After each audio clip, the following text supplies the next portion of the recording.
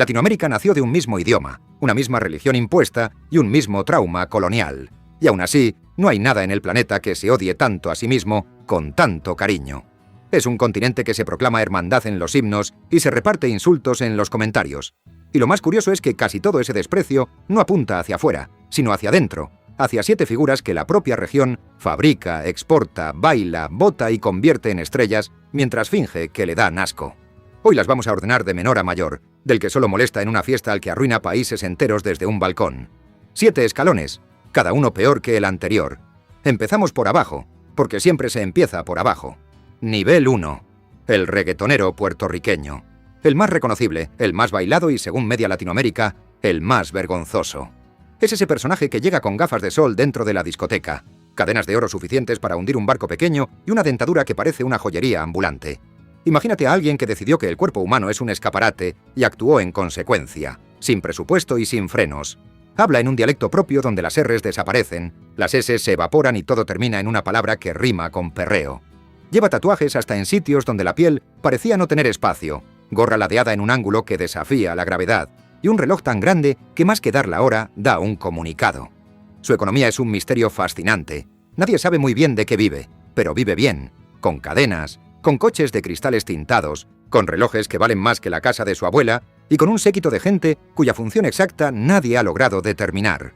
Y aquí está el detalle absurdo que lo define entero.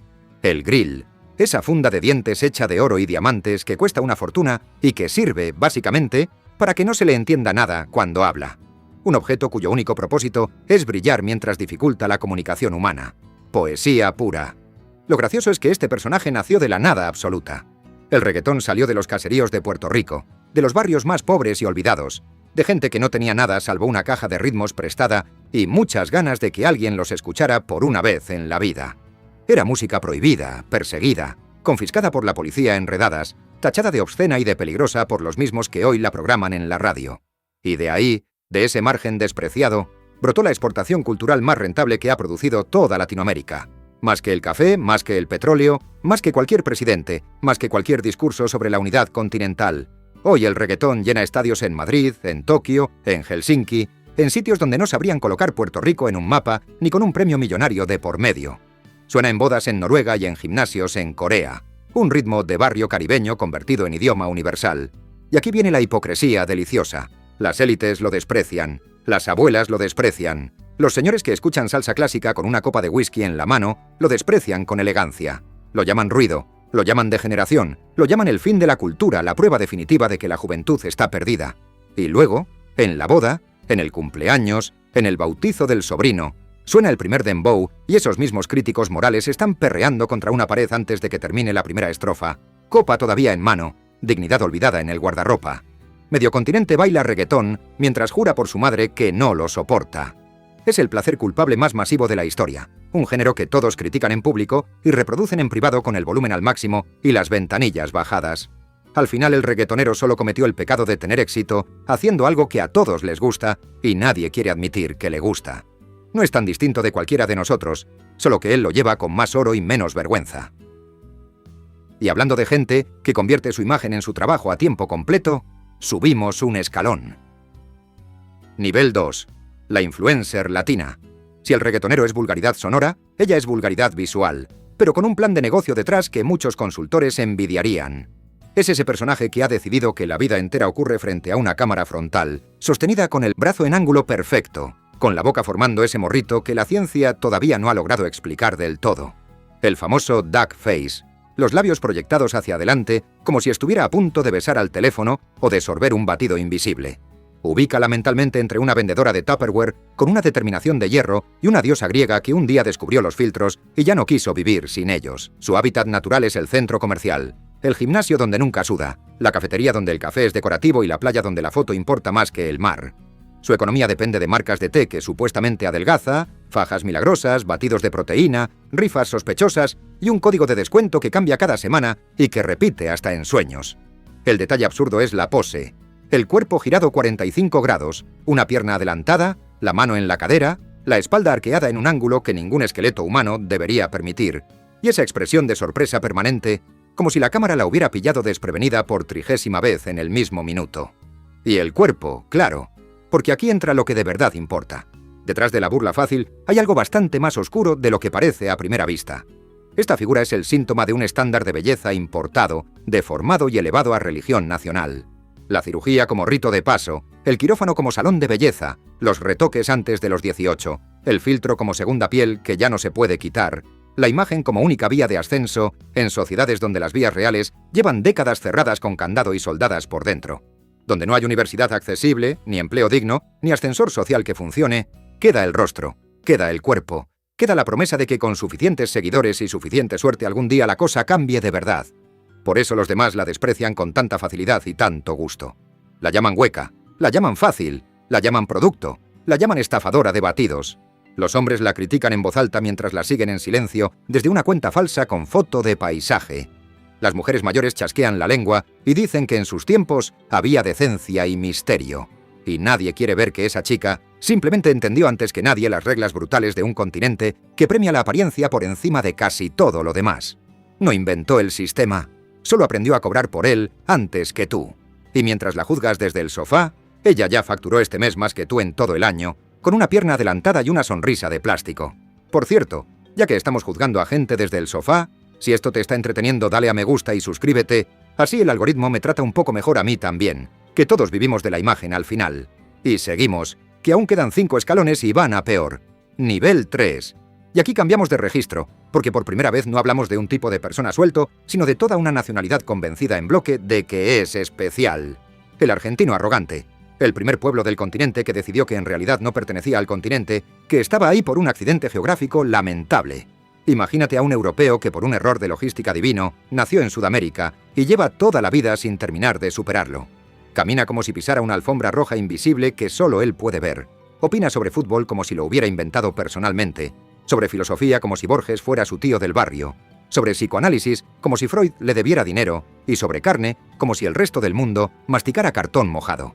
Su acento sube y baja como una ópera italiana extraviada en el Atlántico.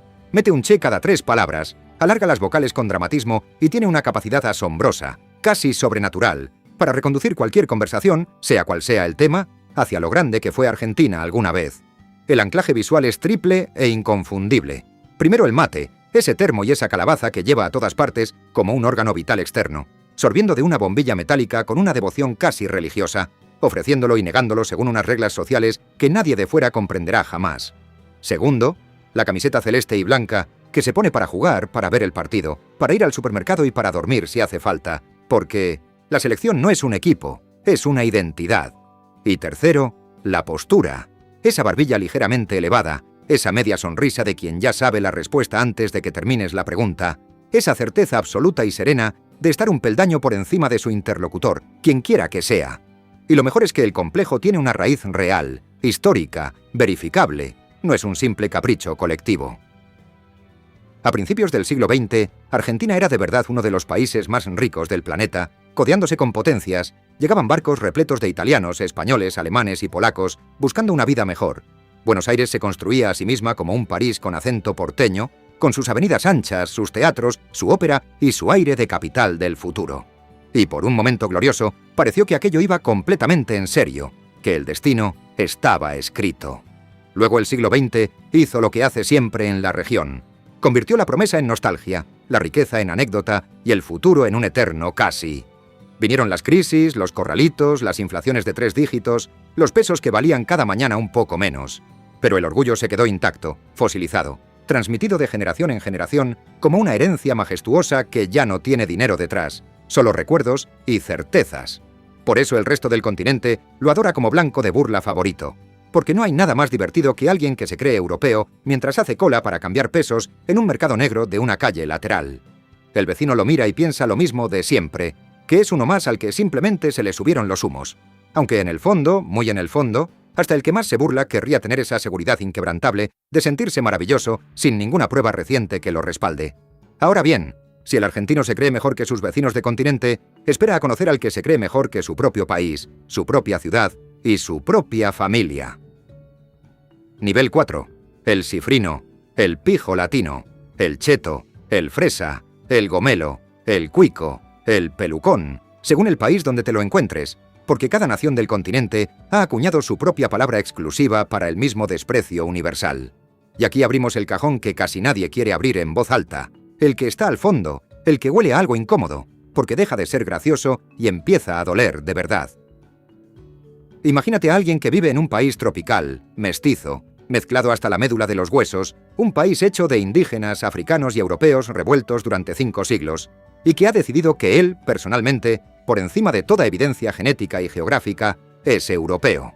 El uniforme es legendario y se reconoce a kilómetros. El polo de marca con el cuello levantado, no por frío, nunca por frío, sino por pura declaración de principios. El jersey de algodón fino atado sobre los hombros, como si en cualquier momento fuera a salir a navegar en un yate que no tiene. Las gafas de sol caras apoyadas en la cabeza aunque sea de noche o esté nublado. Los mocasines sin calcetines y un acento cuidadosamente cultivado durante años para sonar lo menos local posible. Habla arrastrando las palabras con pereza aristocrática, mete términos en inglés que no vienen a cuento ninguno, salpica frases en un francés de academia, veranea en Miami y lo cuenta. Se refiere a su propia ciudad natal con un suspiro de fastidio profundo, como quien menciona una enfermedad leve pero crónica.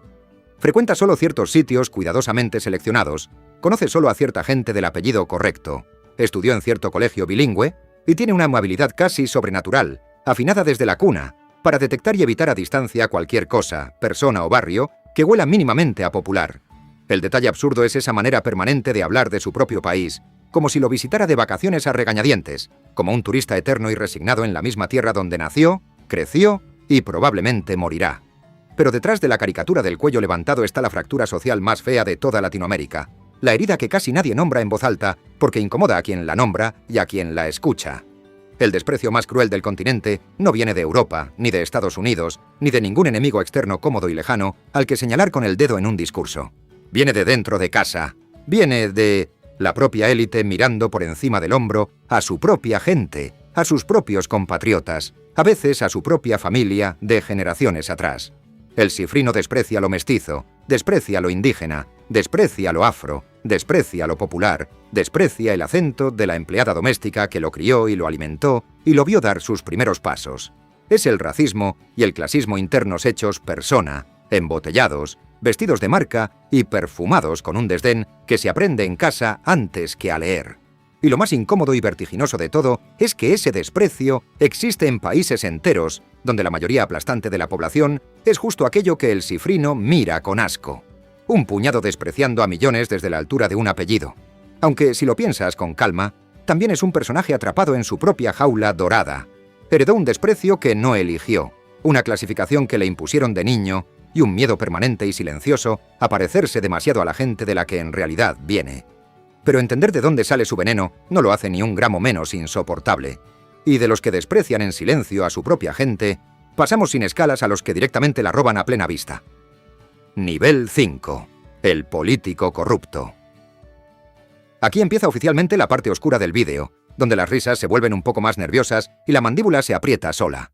Este personaje es tan profundamente latinoamericano como el mate, el reggaetón y el cifrino juntos, parte del paisaje fundacional, solo que este sí hace daño de verdad, daño medible en hospitales que no existen y en muertos que sí. Imagínalo con todo detalle. Traje que le queda un poco grande en los hombros, corbata de seda comprada en el extranjero, sonrisa de dentista pagada con dinero público, reloj de lujo que jura que fue un regalo, y sudor permanente en la frente porque el aire acondicionado del despacho oficial lleva años roto y nadie firmó nunca la reparación, porque el presupuesto exacto de ese aire acondicionado se evaporó en una cuenta a su nombre. Promete carreteras que nunca se asfaltan, hospitales que nunca abren sus puertas, escuelas que existen solo en el papel timbrado y en la foto inaugural, puentes que conectan la nada con ninguna parte y que aún así costaron 3 veces lo presupuestado. El anclaje visual es el fajo de billetes, ese sobre abultado que pasa de mano en mano por debajo de una mesa de restaurante, la maleta que entra llena a una reunión a puerta cerrada y sale misteriosamente vacía, las bolsas de basura cargadas de efectivo, la cuenta en un país lejano y soleado con un nombre que nadie en su pueblo sabe pronunciar bien. Habla de servir al pueblo con la mano derecha sobre el corazón y los ojos húmedos de emoción patriótica, mientras la izquierda ya está hasta el codo dentro del cajón. Y el detalle absurdo, casi tierno de tan descarado, es la inauguración. El político cortando con unas tijeras enormes una cinta tricolor de una obra pública que se caerá a pedazos en 6 meses, rodeado de cámaras, de banderitas, de una banda municipal desafinada, sonriendo a la multitud como si acabara de curar él solo una enfermedad mortal. Pero lo verdaderamente perturbador, lo que quita el sueño, no es él. Somos nosotros. Es que la región entera normalizó el saqueo hasta convertirlo en paisaje de fondo, en clima, en algo tan inevitable y tan cíclico como la temporada de lluvias. El votante lo sabe perfectamente. Lo ha visto robar en directo, lo ha visto mentir a la cara, lo ha visto enriquecerse de forma matemáticamente imposible con un sueldo público, lo ha visto comprarse mansiones y avionetas, y aún así vuelve a votarlo en la siguiente elección porque al menos este reparte algo en campaña, porque al menos a este ya lo conozco y sé hasta dónde roba, porque total todos roban igual y el nuevo empezaría de cero su propio saqueo. La corrupción dejó de escandalizar hace muchísimo tiempo en gran parte del continente. Se volvió costumbre, folclore, anécdota de sobremesa, un chiste cansado que se repite entre risas mientras el país se desangra despacio y en silencio por una herida que nadie venda. Y esa resignación colectiva, ese encogimiento de hombros generalizado y heredado, ese ya sabemos cómo son todos, es muchísimo más peligroso que cualquier político concreto con nombre y apellido. Porque a un ladrón identificado lo puedes echar, juzgar, encarcelar. A una costumbre, arraigada en el alma de un pueblo, no se la echa con nada. Y si crees que robar un país entero por la puerta de atrás es lo peor que un ser humano puede hacerle a su nación, tranquilo, que todavía nos quedan 2 escalones por subir y van directos al abismo. Nivel 6. El narco. El estilo Escobar, el patrón, el capo, el jefe, el señor de un imperio entero construido sobre polvo blanco y montañas de cadáveres que nadie contó nunca del todo. Y este personaje hay que tratarlo con muchísimo cuidado, con pinzas, porque es el estereotipo que Colombia y México llevan décadas enteras intentando arrancarse de la piel a tirones sin conseguirlo del todo, mientras el mundo se lo vuelve a pegar encima cada vez que estrena una serie. Imagínalo como el mundo lo imagina hoy, no como fue, sino como lo pintaron las pantallas. El hombre tranquilo de bigote espeso, camisa abierta hasta el pecho, voz pausada, finca enorme con animales exóticos que ni él sabe nombrar, hipopótamos paseando tan campantes por un país tropical donde jamás debió haber un solo hipopótamo. Habla bajo, casi en susurros, sonríe poco y mide cada gesto. Y cuando deja de sonreír de golpe a alguien, en algún lugar, simplemente deja de existir esa misma noche. Reparte fajos de dinero entre los pobres del barrio con una mano, construye canchas de fútbol y reparte casas. Y con la otra mano siembra el terror, los coches bomba y el silencio, fabricándose a pulso una leyenda de Robin Hood tropical, que solo se sostiene si te niegas con todas tus fuerzas a mirar de cerca las cifras de muertos. El detalle absurdo y a la vez profundamente escalofriante es justo ese contraste imposible. El zoológico privado con jirafas y elefantes traídos en avión, las avionetas cargadas hasta el techo cruzando fronteras, el dinero en efectivo que se entierra en el campo y se pudre literalmente bajo tierra porque hay demasiado para gastarlo en varias vidas, las ratas y la humedad comiéndose fortunas enteras en sótanos y paredes falsas, mientras a unas calles de distancia la gente no tiene para comer. Y aquí está la tensión más jugosa, más retorcida y más reveladora de todo el vídeo. Porque este personaje, a diferencia de todos los anteriores, el mundo no lo desprecia. Al contrario, lo idolatra. Le hace series carísimas que devora en un fin de semana, documentales con música épica, camisetas con su cara, tazas, llaveros, hasta tatuajes en la piel de gente que nunca pisó la región. Lo convierte en mito, en antihéroe romántico, en empresario incomprendido, en marca registrada que vende en todo el planeta. Turistas de medio mundo viajan en avión hasta Medellín para hacerse selfies sonrientes en tours temáticos guiados sobre la vida de un hombre que llenó esa misma ciudad de bombas, de viudas y de huérfanos.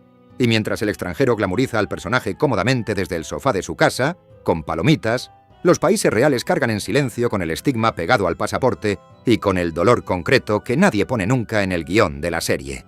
Las madres que enterraron hijos sin cuerpo, los pueblos enteros que vivieron años bajo el imperio del plomo y el toque de queda, los policías, los jueces, los periodistas asesinados por hacer su trabajo, las generaciones que crecieron creyendo, con cierta lógica trágica, que el narcotráfico era la única forma rápida de salir de la pobreza absoluta. El narco de ficción es carismático, ingenioso, generoso, casi entrañable, un padre de familia con un pequeño problema de logística. El narco real solo dejó tumbas sin nombre, miedo heredado y una herida abierta que 2 países llevan décadas intentando cerrar con uñas y dientes, mientras el resto del mundo aplaude de pie la versión bonita y rentable. Esa distancia inmensa entre el mito glamuroso y el muerto real es precisamente lo que casi nadie quiere mirar de frente. Pero al menos el narco opera en las sombras, escondido, fuera de la ley, perseguido. El último personaje de esta lista hace exactamente todo eso, y peor, a plena luz del día, con uniforme de gala y con el himno nacional sonando de fondo. Nivel 7. El clímax absoluto. La cima de la pirámide del daño. el dictador militar. Y mucha atención aquí, atención de verdad, porque es facilísimo confundirlo con el corrupto del nivel 5. Y son dos animales completamente distintos, de especies diferentes. El corrupto roba fingiendo que respeta la democracia, monta todo el teatro de las elecciones con urnas y observadores, jura la Constitución con la mano en alto y la voz quebrada, y luego saquea discretamente por la puerta de atrás cuando se apagan las cámaras. Es hipocresía con corbata, vergüenza con maquillaje. El dictador, en cambio, no finge absolutamente nada, ni siquiera se molesta en disimular un poco por educación. Llega, casi siempre con tanques, disuelve el Congreso de un plumazo, suspende las elecciones indefinidamente, clausura los periódicos, llena las cárceles, se cuelga en el pecho las medallas que él mismo se concedió en una ceremonia que él mismo organizó, y luego explica tranquilamente por la televisión nacional que también es suya, que todo esto, los presos, la censura, los desaparecidos, lo hace por puro amor a la patria y a sus hijos. El uno te engaña con una sonrisa, el otro directamente te mira fijo a los ojos mientras te quita el país de las manos y encima espera, con total naturalidad, que se lo agradezcas con un aplauso. El anclaje visual es inconfundible y se repite idéntico a través de los países y las décadas. El uniforme verde oliva cargado hasta el cuello de condecoraciones doradas que nunca ganó en ninguna batalla real, porque la única guerra que libró fue contra civiles desarmados. Las gafas de sol oscuras puestas incluso en interiores y en funerales. El balcón presidencial desde el que habla durante 3, 4, 5 horas seguidas a una multitud que no tuvo demasiado margen para decidir si quería estar ahí abajo aplaudiendo. Y el retrato gigante de su propia cara seria, colgado en cada edificio público, cada escuela, cada cuartel, cada plaza, vigilándolo todo. El detalle absurdo, el que delata la farsa entera, es la cantidad delirante de medallas en el pecho, tantas que desafían las leyes de la física y el peso que un torso humano puede sostener, tantas que uno se pregunta sinceramente en qué guerra imaginaria, en qué campo de batalla soñado las ganó, porque ya lo dijimos, la única batalla que libró de verdad fue contra su propio pueblo desarmado. Y la pregunta de fondo, la que cierra el círculo, es la más incómoda y la más vieja de todas. ¿Por qué Latinoamérica tiene esta relación tan larga, tan repetida, tan obsesiva y tan trágica con el hombre fuerte de uniforme? ¿Por qué la figura desaparece un tiempo, da paso a la democracia, a la esperanza, a las urnas, y luego siempre, siempre, sin falta, vuelve a aparecer con una cara nueva, un nombre nuevo, un discurso ligeramente actualizado y la misma promesa eterna de poner orden de una vez en el caos, de barrer la corrupción, de devolver la grandeza? ¿Y por qué? Y esta es la parte que de verdad duele al decirla en voz alta, una parte enorme de la población lo aplaude cada vez que aparece. Lo vota con entusiasmo cuando todavía se puede votar, lo defiende con uñas y dientes cuando ya no queda nada que votar, sale a la calle a celebrarlo y a ofrendarle flores al mismo hombre que mañana, sin pestañear, podría hacerla desaparecer en una camioneta sin placas. El dictador no se sostiene solo con tanques y con miedo. Ese es el error de cálculo de todos. Se sostiene sobre todo con aplausos sinceros. Y esos aplausos salen, en buena parte, de la misma gente que años después llorará la represión, contará los desaparecidos y jurará que ellos nunca, jamás, lo apoyaron. Es el escalón más alto del odio en esta lista, y paradójicamente, el que más manos levantadas y más banderas reúne en la plaza el día de la toma del poder. Así que ahí los tienes, los 7, del que solo molesta al que arruina naciones enteras. Y queda flotando la pregunta que los une a todos, la única que de verdad importa. Si Latinoamérica odia tanto a estos 7 personajes, si los desprecia, los critica y se avergüenza de ellos, ¿por qué los sigue produciendo sin parar? ¿Por qué baila al reggaetonero, sigue a la influencer, imita al argentino, hereda al cifrino, vota al corrupto, idolatra al narco y aplaude al dictador, una y otra vez, década tras década, como si no pudiera evitarlo? Quizá el problema nunca fueron los personajes. Quizá el problema es el escenario que insiste en ponerlos siempre bajo los focos. Tú dime en los comentarios, ¿son ellos o es el continente que no deja de elegirlos? Dale like si llegaste hasta aquí, suscríbete si quieres la segunda parte y piénsalo bien antes de responder.